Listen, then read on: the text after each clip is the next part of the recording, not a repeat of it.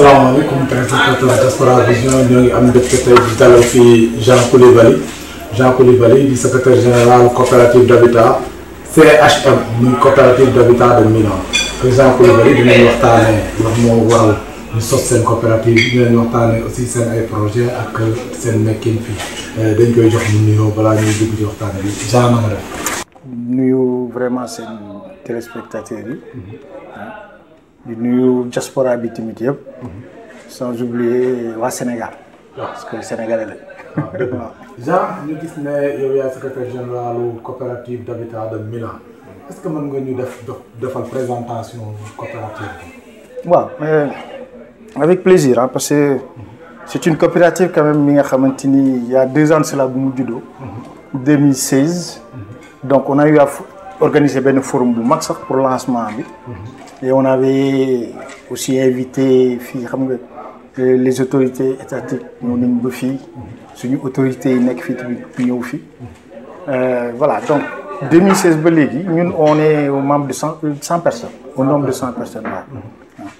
donc le bureau on est au nombre de 14 donc vraiment boobu ba léegi nañ ñu ngi liggéey ñu ngi liggéey ba nga xamante ni légalement on est reconnu que ça soit au Sénégal que ça soit fii tamit en Italie waaw parce que am nañ suñu agrément au Sénégal et am nañ suñu codice fiscal aussi ici en Italie waaw.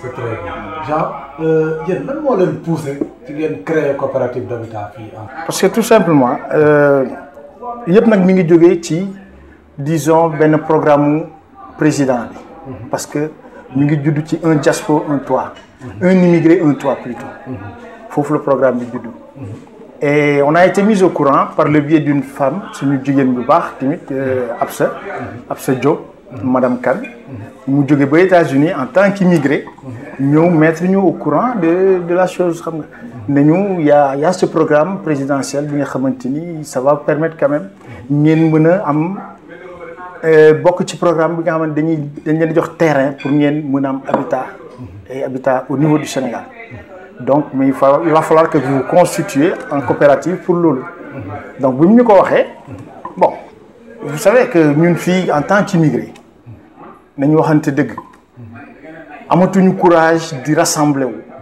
pour ay affaire habitat à chaque fois qu'on le fait gis ngeen affaire namara bi ni mu fu mujj donc voilà ay milliards yu yàqu ba pare dañ ciy nax te dul boobu kese bari na voilà il y a d'autres exemples yi nga xamante ni mën nañ ko joxe mais quand même il faut être optimiste on s'est dit qu'on va changer dañ ciy bokk mais on va changer les données muy maanaam am beneen démarche bu ñuy am ci biir coopérative d'habitat yi pour qu'au moins mu aboutir donc voilà loolu moo tax ñu constitué wu am courage constitué wu en coopérative biñ demee nag tamit ba ci biir ñu gis ni que le gouvernement veut nous accompagner parce que loolu lañ ñu wax waaw mais ñun dañu améliorer coopérative d'habitat alors ci nii lañ ko améliorer suñu coopérative d'habitat dafa ànd ak projet un projet industriel projet agricole te yëpp ci biir habitat bi la nekk c'est-à-dire on voit qu'au Sénégal les coopératives d'habitat dañuy tabax ay cités dortoirs muy maanaam ay cités la yi nga xamante ni pour nelaw kese la mais ñun vu notre expérience on est là ça fait 20 ans et on voit ni que dëkk boo dem da ngay gis ni que ci biir quartier ba dafay am toujours une zone qui est réservée qui s'appelle une zone industrielle et cette zone industrielle là dafay permettre les habitants ñi nga xamante ni ñi ngi ci biir cité bi dañuy xëy dem di liggéey foofu di fa daan seen doole. wàcc ñibbisi ci kër gi au lieu que ngay def ay kilomètres ak kilomètres di wuti liggéey wala sax dëkk te amoo liggéey donc dañ ne non on va changer les données ñu jéem a def tamit comme li ñuy gis fii ci li ñuy dund fii ñu daal di ci ut ay partenaires. on a cherché des partenaires yi nga xamante ni ils vont nous accompagner ci coopérative. xam naa ci partenaire sax moom dinañ ci ñëw. waaw mais sànq mentionné nga madame Absatou Kane. madame Diop. je crois nee nga moo leen inspiré ci projet beeg yooyu. gisoon nañ ne moom impliqué wu na ci projet bi bu baax a baax a baax. ban taxawaay la ci am. waaw ba léegi sax mi ngi ci impliqué wu bu baax vraiment. jigéen la tamit bi nga xamante ni il va falloir qu'on l'encourage. ba léegi ñu ngi ci taxaw bu baax parce que effectivement yàlla def na moom sax ci boppam ni mu ci taxawee ba gouvernement bi daal di ñu octroyer terrain yi ñu doon wut muy 50 hectares ñu octroyer ñu ko pour les coopératives de la diaspora mooy fédération coopérative bi ñu créé donc loolu il faut dire aussi à 90% moom moo ko dox waaw donc loolu dañ ko ciy remercier et bu soobee yàlla sax étant donné qu'on est en train de préparer une assemblée générale le 3 on l'a déjà lancé une invitation officieuse par voie xam nga disons vocale ne ko dañ koy invité mais officiellement dañ koy invité pour mu ñëw comme ça dina gën a mën a revigorer affaire yi parce que voilà mu gën a leeral tamit affaire yi waaw donc madame Diop moom mi ngi ci biir ba léegi te mi ngi ci taxaw. waaw Jean sànq wax nga évoqué nga ne am ngeen 100 membres. mais condition d'adhésion yi. lan la. waaw très facile parce que on a voulu faciliter les choses pour qu'il y ait le maximum de personnes ñu ci dugg. condition d'adhésion yi au début da nga doon joxe 50 € nga bokk. ñu defal la carte de membre durant la première année loolu nañ ko def. et bu weesoo loolu. tu as une cotisation mensuelle bi ngay joxe de 30 €. cotisation mensuelle yi moom mooy nekk capitalu coopérative bi et capitalu coopérative bi on a ouvert 2 comptes courants au niveau de la BHS nga xamante ni ñun foofu la ñuy dugal suñu compte capital donc on est déjà des clients potentiels de la BHS te bu weesoo loolu tamit tous les membres de la coopérative ont des comptes individuels ci biir BHS donc voilà on est dañu lëkkaloog BHS di liggéey ci loolu tamit waaw. léegi 100 membres yi. nan ngeen fas yéene partager affaire yi. waaw mais attends parce que loolu c'était la première année. la seconde année. on avait jugé ni que les 50 € dafa xaw a bëri pour rek nga bokk. c'est-à-dire carte de membre bi ñu daal di ko wàññi def ko 30 €. donc la seconde année bii ñu nekk nii 30 € mooy tax nga nekk membre mais les cotisations mensuelles ba léegi ñu ngi ko maintenir à 30 €. voilà donc ce qui fait que 100 membres ku ci nekk di cotiser 30 € par mois durant 2 ans bon duñ ne bëri na ne tamit tuuti na c'est déjà quelque chose xam nga xamante ni mais le plus important mooy li ñu bokk benn yëf parce que loolu mooy doole immigré fu mu nekk léegi ñun bu ñu demee ba ci biir bu yàlla defee comme nii mu demee nii on nous octroie les terrains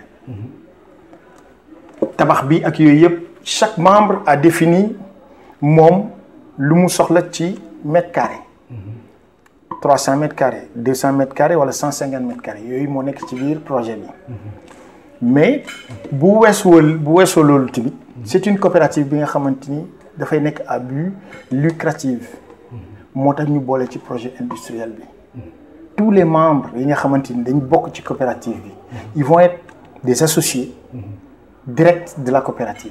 mais projet industriel boobu nga est-ce que mën nga ñu faram-fàcceel nan lay demee. waaw xam nga nag des fois gars yi dañu naan kuy laqatu du wax fu mu jëm xam nga mais dinaa la ci brosse tuuti rek parce que le projet industriel bi ñu bëgg on a déjà fait le business plan là et tout ñun dañu def affaire yëpp ba mu jaar yor ba pare toog di xaar projet industriel bi ñu bëgg a def c'est une huilerie locale bi nga xamante ni dañ koy def ci biir suñu cité. ci biir cité bi quoi. ci biir cité bi. te dañu lëkkaloo fi avec des partenaires yi nga xamante ni impianté bi ça veut dire installation yi. ñoom ñoo koy ñëw def parce que ce sont des partenaires financiers. ñu génnee seen xaalis ñu ñëw ñu lëkkaloo def ko mais avant tout on sera formé ici ñoom ci seen usines yi nekk fii. ku bëgg dem Sénégal pour liggéey foofu dañ lay former fii ñoom ci seen usine durant 3 à 6 mois ñu lay fay li nga xamante ni boo doon liggéey ci beneen société da ngay indi sa bulletin de salaire ñoom ñu continuer di la fay loolu sa formation bu jeexee nga dem Sénégal daal di suivre machine yi foofu daal di mën a nag di yor foofu tamit disons benn équipe voilà donc projet industriel bi noonu la tëddee projet agricole bi c'est la même chose aussi parce que quand on parle de projet agricole, oui, le projet agricole bi ñun on a visé les serres.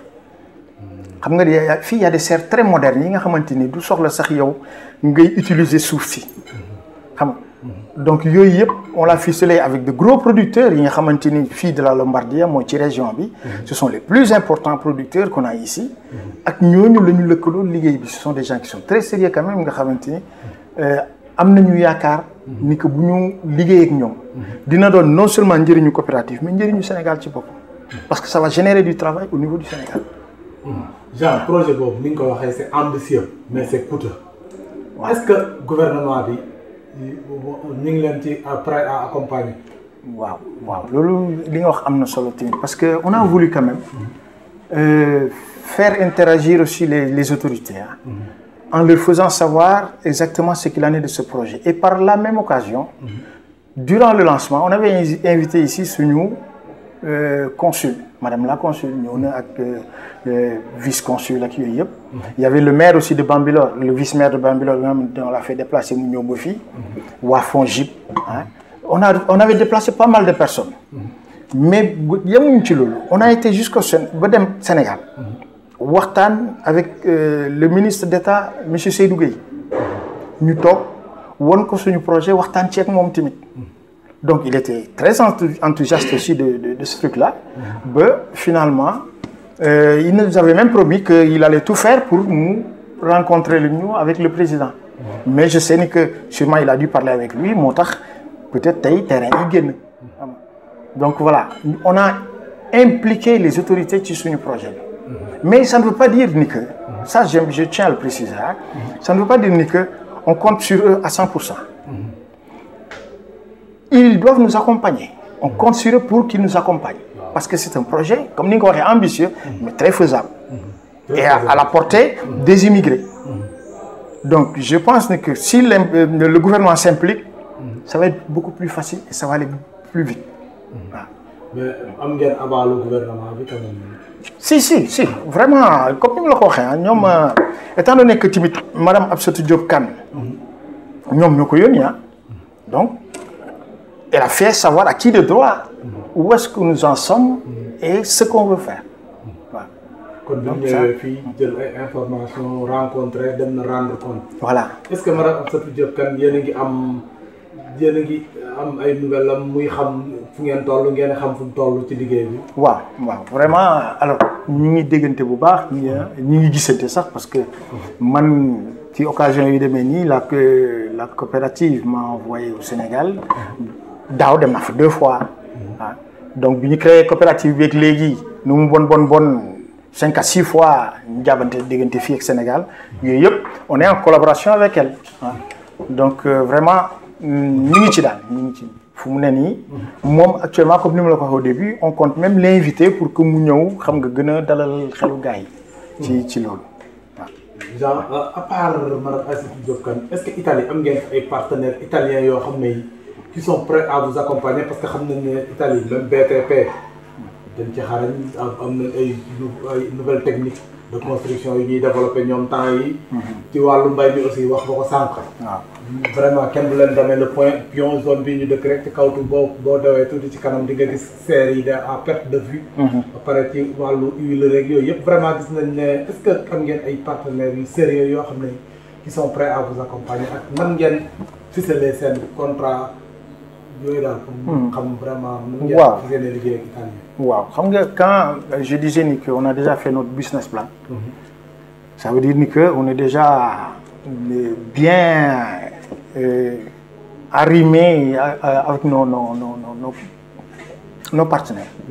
liggéey nañ ci liggéey bu xarañ. À propos de l'habitat effectivement on a aussi des partenaires yi nga xamante ni ak ñoom lañ bëgg a tabaxee kër yi. xam nga mais ñoom tabax bi yëpp ça sera avec des ouvriers sénégalais. mais on va tout simplement utiliser la technologie italienne. donc loolu yëpp dañ ci d'accord ba nga xamante ni nos membres de la coopérative ñoom ñoo leen di former fii ba pare après ñu doog a mën a dem pour tabax la cité. donc ci construction da ngeen di def genre transfert de technologie. très bien transfert de technologie lay doon mais ñoom comme ni ma la ko waxee ce sont des partenaires financiers c'est-à-dire il y a une grande partie bi nga xam ne ñoom ñoo koy financer seen bopp. dañuy génne seen koppar aussi dugal ko ci projet. dugal ko ci projet bi. Et à ce moment-là ñun on a établi un accord avec eux. Hormis l'accord de la formation li ñuy def Sénégal accord bi ñu am ak ñoom mooy que ñoom li ñu fay dugal comme xaalis bu ñu xasee ba jot ko ba am seen bénéfice sur une durée de 20 ans société bi nekk foofu ñoom pare nañ ci ça revient de droit à la coopérative. xam nga ce sont ce genre de coopération là la ñu war a am actuellement ak tubaab yi parce que moi je me dis que il n'est pas normal que les Européens ñëw suñu dëkk implanté wu fa ñu war a liggéey ak ñoom indéfiniment comme si ñoom seen dëkk lañ nekk te ñun bu ñu ñëwee fii loolu duñ ko fi def donc un partenariat bi nga xamante ni équilibré et honnête ça c'est ce qu'il faudrait maintenant qu'on développe avec l'Europe. muy bu doon ay durée yu gàtt yoo xam ne yi dañuy ñëw def li ñu war a def après bàyyi affaire bi seen loxo. pas ñuy def ay bail de 100 ans yoo xam ne très bien après ñoom dañ koy mujjee di ko fructifier ba affaire bi. te du jeex waaw te du jeex voilà loolu la quoi si optique boobu la ñu demee quoi parce que comme ni ma la ko waxee au début on a quand même assez d'expérience qu'on a emmagasiné nga xamante ni bëgg nañu au moins ñu jëriñoo ko Sénégal et alors. L'autre chose la plus importante peut-être laajuloo ma ko sax mais man je tiens aussi à souligner ça mooy le retour projet bi c'est un projet qui va nous permettre de retourner au Sénégal et de trouver un travail qui déjà est établi là-bas et nous attend. parce que boo amee foo dëkk am looy def looy liggéey moom ñibbi jot na. mais ñibbi jot na amatoo loo fi def. parce que bu fekkente ne liggéey ba nga installé foofu moom dana la mën a yor sa njaboot. yaa ngi may déjà sa chance sa njaboot bi nga xamante ni dafa juddoo fii sax bis bu demee Sénégal nga tegal ko cadre de vie bu normal comme bu mu am fii wala bu gën a baax bi mais peut-être l'enfant va penser à ne plus retourner en Italie bien que fii la juddoo donc loolu c'est un moyen aussi d'enrayer l'immigration non seulement d'enrayer l'immigration mais d'inverser la cour plutôt le cours je veux dire de l'immigration xam nga waaw il n'est pas dit que ñun on est des immigrés éternels man sénégalais amul benn sénégalais bi nga xamante ni dafa immigré si pour dee nañ waxante dëgg donc j'ai eu aussi à faire des émissions ci affaire boobu pour faire savoir aux gens ni que le sénégalais même s'il meurt son corps ne reste pas ci dëkk bu mu nekk ñun suñu corps sax dañ koy delloo donc xam nga il faudrait que ku nekk yaa ngi ñaan yàlla dellu ci dund ci bi ngay mën sax nga dellu nga dëkk asamaan nag ki nga xamante ni moom kii yam sax bëggul mu fanaan àll. vraiment donc ñun ku nekk li nga daj fii ñaanoo yàlla sax sa njaboot daj ko fi. voilà très bien donc ci optique boobu le kii bi demee coopérative bi on a une idéologie hormis affaire kër yi gis nga ni li nekk ci gannaaw kër yi sax moo ëpp solo parce que li muy indi Sénégal moo ëpp téeméeri yoon affaire kër yi mais affaire kër yi dafa doon rek kii bi nga xamante ni ci lañ jaar. moom ngay jaaree. voilà pour atteindre yeneen buts yi nga xamante ni c'est beaucoup plus important. Jean ci kër yi sax la ñuy gis ñu gis ne kër yi Sénégal en général coopérative d'habitat yi dañuy ñëw rek soit ñu taxawal ak benn immeuble wala ñu def ay kër nii mu jeex. du am comme nga dem ba ci àll ba man damay joxe damay séparer nii de nga dem ba ca àll ginnaaw Kër Massar rek. copp ay cité. amul église amul jàkka amul centre commercial. amul école. donc est-ce que vous avez pensé à mu def parce que loolu boo xoolee c'est pas viable. oui très bien vous avez pensé à tout ça. ça se voit ni que yow yaa ngi Europe xam nga parce que ku nekk Europe moo mën a xalaatee noonu te ñun il est tout à fait normal ñu xalaatee noonu ñun c'est ce qu'on a loolu la ñu xalaat parce qu'on ne pense pas comme ni ma ko waxee faire une cité dortoir boo waree faju sax nga génn ci biti non on a des partenaires yi nga xamante ni pour un très grand centre commercial ci biir cité bi lépp li nga xamante ni da nga koy soxla doo génn cité bi di ko wëri muy dispensaire wala docteur ak yooyu yëpp dafay am ci biir cité bi alors beneen affaire bi mooy nu ñuy defaree les cités yi ni ñu koy tabaxee Sénégal man je vois que viabilisation yi ni ñu ko fay defee vraiment mais du noonu.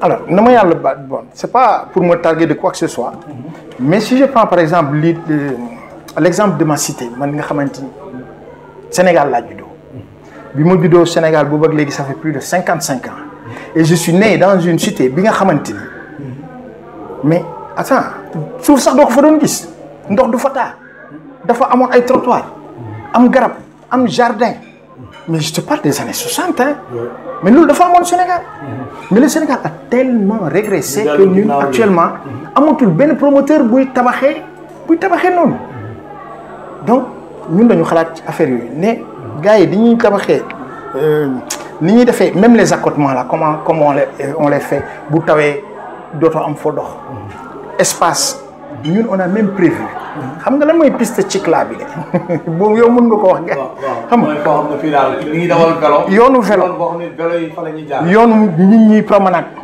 ak yoonu nu mu tëddi talib muy fu oto yi di jaar tout a été prévu parquet yooyu muy maanaam les parking fu ngay garer sa oto yooyu yëpp comme modèle fii mais ñun Sénégal loolu dañ ko fa amoon mais on a oublié tous ces trucs là donc on veut revenir sur ce truc là mais nag il faudrait éduquer d'abord les mentalités après éduquer jikko yi.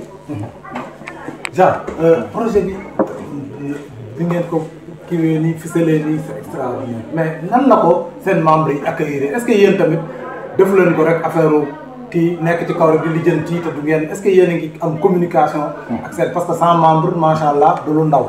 est-ce que 100 membres yi membre bu nekk xam na ne fii ngeen bëgg a jëm. ñii ngeen fay demee ak ñii ngeen fa àndal. très bien affaire bi am na une certaine transparence. ça waaw ça c'était la chose bi nga xamante ni elle était disons primordiale. tous les membres. nga xamante ni dañ nekk ci kii bi on a dañu xaw a segg sax. parce que dañu jël ñi nga xamante ni ils ont à peu près la même mentalité. ils ont à peu près la même disons vision. de la chose pour former une coopérative. et on s'est dit que ñooñu dañuy former base bi muy noyau bi. voilà et après lépp keneen képp ku ñëw. tu seras obligé nga suivre noyau bi. et cela dañ ko dëggal tamit toujours ci suñu ay règlement intérieur ci statut bi ak yooyu yëpp mais surtout le règlement intérieur. qui fait que si tu veux participer. être membre de la coopérative le règlement intérieur dañ la koy liiral nga xam ko buñ la ko liiralul xam la ko on te le dira dañ la koy wax nga xam ni ci làkk ba nga dégg nga xam ni que ñun la ñu bëgg def Sénégal lu wute la fay jot a am wala lu wute la sax ak la fa amagul xëy na sax amagu fa mais ñun lii la ñu bëgg def Sénégal donc la plupart des membres étaient déjà mis au courant mais ils sont très enthousiastes de ce truc là parce que cadre de vie boobu la ñu bëgg donc ñu daal di rassembler les gens yi nga xamante ni ils ont à peu près la même disons la même vision de la vie pour que affaire yi mën a gën a gaaw daal voilà donc c'est ça.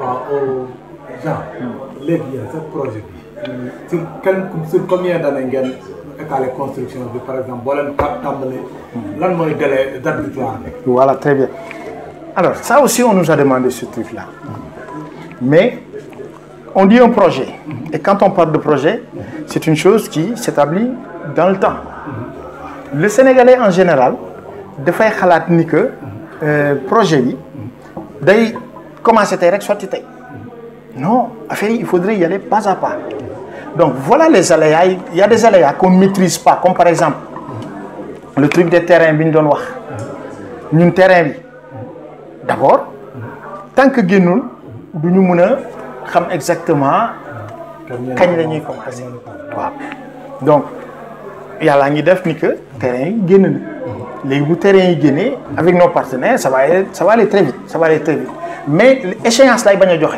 waaw mais genre yaa ngi naan terrain yi génn na rek. ah waaw waaw parce que ok yaakaar nañoo gis lu mel noonu. xaaral est-ce que. am ngeen certitude ne terrain yi même bu génnee di ngeen ci jot parce que yàgg nañ fay gis détournement d'objectif. waaw terrain yi mu jëm fii ñu yóbbu ko fële.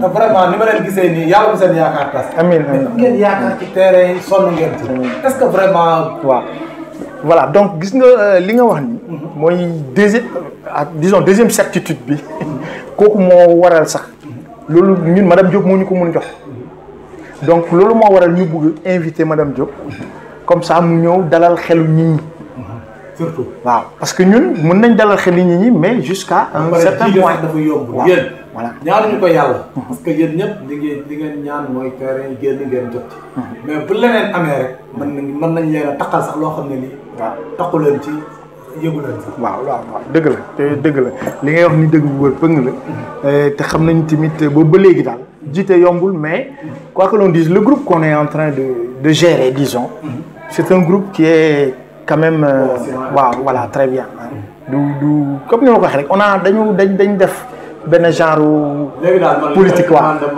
man solennellement man Malick Sakho damay demande madame Diop parce que yéen peut-être da ngeen a peut-être mal placé mais dafay demander madame Diop solennellement dinañu seetaan mu ñëw pour expliquer Sénégalais yi ñu bokk ci projet bi parce que ngeen da ngeen di actuellement ci nen ngeen di toog waaw parce que terrain yi génn na nit ñi xam nañ ko mais pour xamal nit ñi ne génn na yéen nii ngeen ci am nii lay demee seen côté man loolu moom dama koy demander madame Diop solennellement waaw son accord de principe moom am nañ ko vraiment ñun ñoo ci des foog naa pour kon yónnee leen ko biir mu ñëw waaw xam naa ci assemblée générale sax la ñuy mujjee mais balaa may dugg ci assemblée générale bi genre yéen projet bi bu yàlla defee ngeen boucler ko est-ce que da ngeen coopérative bi day dee wala day continuer élaborer yeneen projet très bien alors loolu li ngay vision la parce que quand on parle de coopérative il faut avoir une vision du futur muy maanaam les premiers pas yi ngeen di teg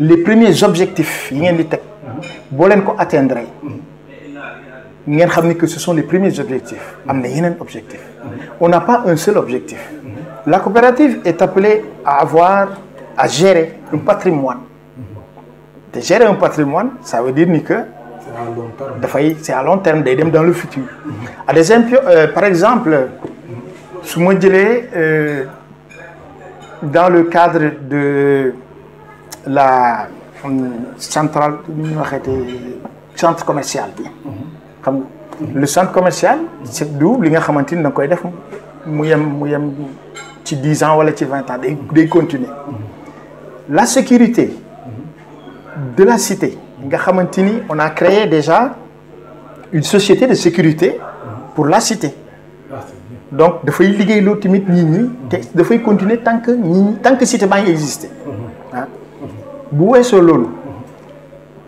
les entreprises qu'on a créées avec les partenaires ce sont des entreprises qui vont avoir après qui auront plutôt la vision d'aller chercher d'autres marchés donc li ñu bëgg a def on voudrait que ça soit après une tâche d'huile. mu def continuité. waaw et puis ñeneen ñi copier ci vraiment liggéey voilà très bien et c'est ce qui fait que les membres vont devenir des associés nee naa la c'est une coopérative à but lucratif donc loolu dafa am solo waaw but lucratif moom fu ñu ko wax rek du am fu ñu ko yemale foog naa.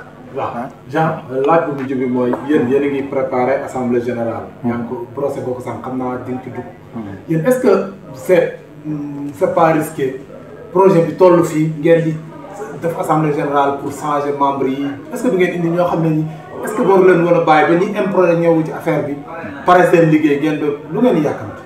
waaw alors d'abord une coopérative est gérée par un statut.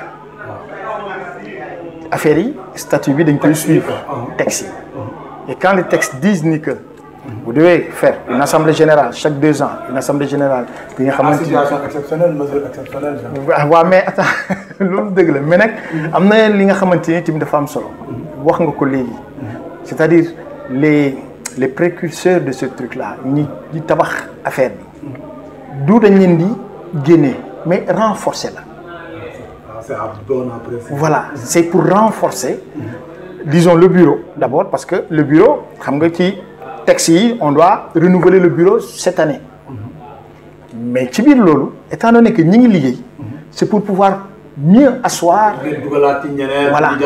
Voilà ñi nga xamante ni peut-être tamit parce que on est en Europe am na ñi nga xamante amatuñu jot bi wala ils sont appelés à d'autres fonctions wala dañu sori. Donc ñooñu c'est sûr ni que dañuy démissionner en tant que membre du bureau mais ils seront toujours dans le truc. Voilà parce que ce sont des membres fondateurs aussi les membres fondateurs ak fu mu munti nekk moom c'est une personne importante mais but bi loolu la c'est d'abord d'asseoir très bien d'abord l'idéologie xam nga bu weesoo loolu renouvellement bureau bi mais aussi dëggal affaire terrain yi parce que kooku c'est la condition sur les ñëpp donc ngeen wax fu terrain yi toll. voilà. C'est bien. Donc on va le faire le 3. Mu soobee yàlla le 3 novembre. On va faire ça Kassano Dada.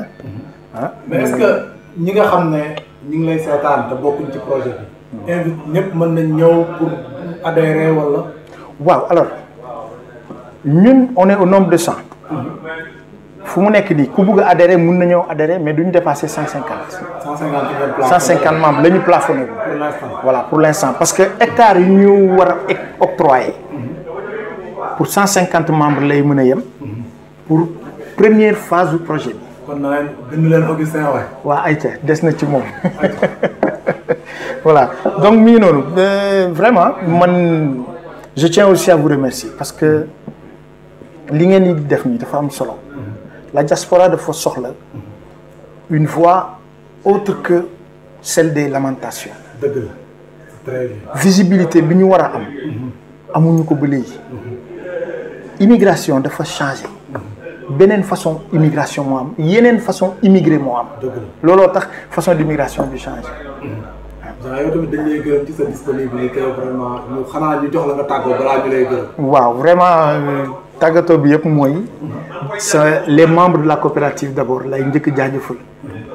parce que je sais ni que ce sont des gens conscients qui sont dans la coopérative et qui savent où nous voulons aller et qui font tout pour cela.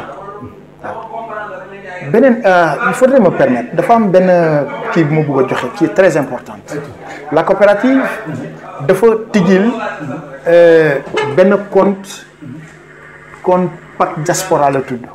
c'est un compte courant bi nga xamante ni dafay assurer le membre de la coopérative pour bu subaa bu yàlla defee ndogal muy ci papa muy ci yaayam muy ci moom ci boppam muy ci jabaram muy ci doomam la BHS à travers BHS. waaw seen partenaire principal BHS. BHS la moom lañ nekk di liggéeyal. dañ ñu defal benn assurance bi nga xamante ni rapatriement corps yi am fii parce que foo dégg immigration di nga fa dégg dëj mais lu tax nit ñi du ñu jël seen ay matuwaay ci loolu bu dëj amee il faut ñu ketal nit ki pour yóbbu kooram mais loolu dafa war a jeex parce que c'est dégradant c'est dégradant et on a un produit bi nga xamante ni loolu bu amee BHS mooy rapatrier corps bi sa assurance mooy rapatrier corps bi ba pare jox sa famille li nga xamante ni moom la ñu war a dëjoo sa papa wala sa waajur bu gaañu ca Sénégal ñoom sa seen bopp ñoo lay jox paas nga dem fekkee dëj ba non seulement paas mais ak dañ la ciy tegal dinaa wax Augustin mu affiché sa numéro. waaw parce que loolu nga jàllale loolu c'est important. voilà ku ci bëgg ay leeral yu gën a leer. très bien mu jaar ci yow tamit après nga jaar service commercial parce que jàllale nga publicité. waaw d'accord ok voilà donc c'est très important c'est toujours pour les immigrés. lu jëmale immigration immigré yi kanam rek. moom lañ nekk lu jëmale immigration kanam parce que immigration dafa war a dagg. waaw mais loo xam ne ni dinañu jëlee ci situation bii ñu nekk yóbbu ñu ci beneen. très bien très bien Jean ñoo ngi lay gërëm di la sant vraiment ci sa wuyu bi nga xam ne wuyu si woon nga ñu ñuy fàttali rek le secrétaire yi ñoo doon recevoir Jean Coulibaly bu secrétaire général coopérative d'habitat bu Milan bu ñëwoon di indi ay leeral ci seen coopérative ak projet yi ñu am Jean ñoo ngi lay sant di la gërëm. merci beaucoup c'est gentil merci.